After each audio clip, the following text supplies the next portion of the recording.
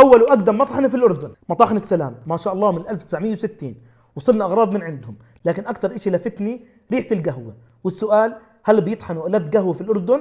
يلا نكتشف. وشوفوا ما شاء الله هالسله مثل سله ليلى والذئب، عن جد مرتبه. وصلنا اول شيء بابونج وشاي اخضر ومرقه الدجاج الفوريه وطحنيه السلام وبهارات الكبسه وفلفل اسود مطحون والبهارات المشكله، والشتاء بده سحلب وزعتر السلام والجيلي والفانيلا والبيكنج باودر، وراح نتفنن بخليط الكيك بالفراوله. والقهوه العربيه عندهم السعوديه والاردنيه، احكوا لي انتم شو بتفضلوا.